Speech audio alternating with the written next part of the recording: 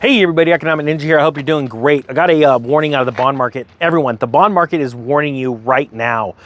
As rates go up, it's not just the Federal Reserve that are raising rates. Bond investors are demanding higher rates, all right? As inflation gets worse, the bond market is going to continue to demand higher rates, which are going to make all the bonds of the past worth less and less and less, all right? I want people to understand that. I've got a story out of the hedge right now I'm going to share with you, but first, let's have a cup of coffee. Highly inflated McDonald's coffee, by the way.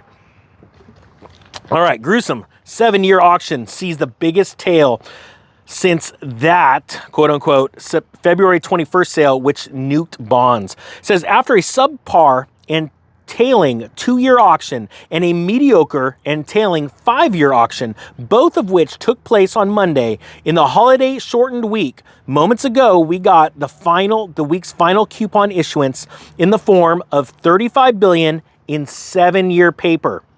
It was ugly. In fact, it was almost as ugly as that infamous February of 2021 7-year auction, which sparked a brief selling panic across the Treasury market. Now, first off, I want to explain that the yield curve has inverted. Short-term paper is getting priced very aggressively. It's getting high. You know, interest rates are rising, spiking, where the 5-year and 10-year are at a certain point. That 2-year inversion is showing you that investors do not trust money long-term put away, okay? They know that the market's going to nuke. I love it when I'm making a video out in the middle of nowhere and someone thinks it's so cool to drive right up next to you. They got to drive right up. They know what you're doing and they got to drive right up next to you. It's almost like they're making their statement. I hope he feels good. He's driving a Ford. Oh well, that's okay.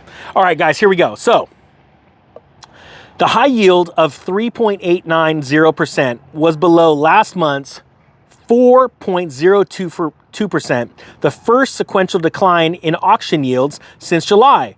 But more notably, it tailed then 3.863%. When issued by 2.7 basis points, this was the biggest 7-year tail since the infamous February 2021 7-year auction, which sparked a flash crash across the curve and a mini freakout in the rate market.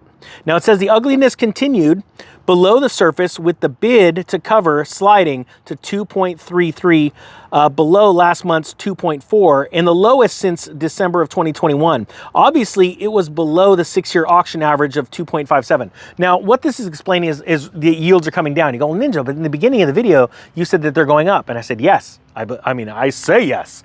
Over the long term, you are going to see rates continue to climb. Right now, you're seeing this drop because of this, I believe, artificial thought that the Federal Reserve is about to back off in its interest rate raises. So just in the last week, you saw a historic drop on a percentage basis, mortgage rates, right? Why? Because of the drop in the bond market. But over the long haul, I'm telling you, rates are going to keep going up because of inflation. See, eventually investors are looking for places to save their money and save it from inflation. And they're going, as inflation goes up, they're going to demand higher rates. Now, what's interesting is that today, unlike what happened in the early 80s, there is more money being pumped in the bond market than ever before because of how easily it is to have access to a retirement account. Now, not everybody here watching has a retirement. I get that. But what I'm saying is there are so many more retirement accounts out there because of government intervention and them giving you all these deals when it comes to write-offs. More and more people are starting a retirement account of some sort today more than ever. So there's more money being pumped into both the equity market and the bond market than ever before, all right? So there are still people and fund managers that are looking for safety, and their choice right now are government T-bills. I think it's going to be a bad choice because as more and more governments like Japan announce that they're going to start selling their government paper in order to bolster their currency's value, we're going to see more net sellers of bonds, and that's going to crash the market even more.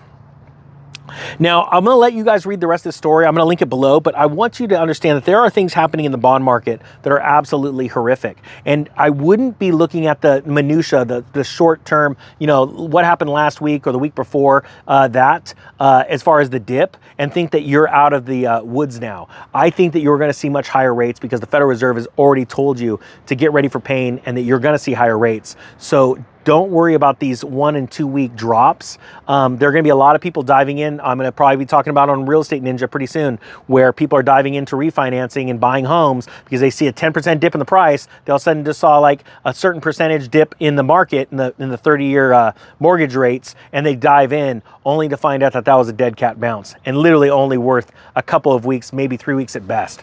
All right, guys, that being said, I'm going to link the story below. Thank you so much for watching. The Economic Ninja is out.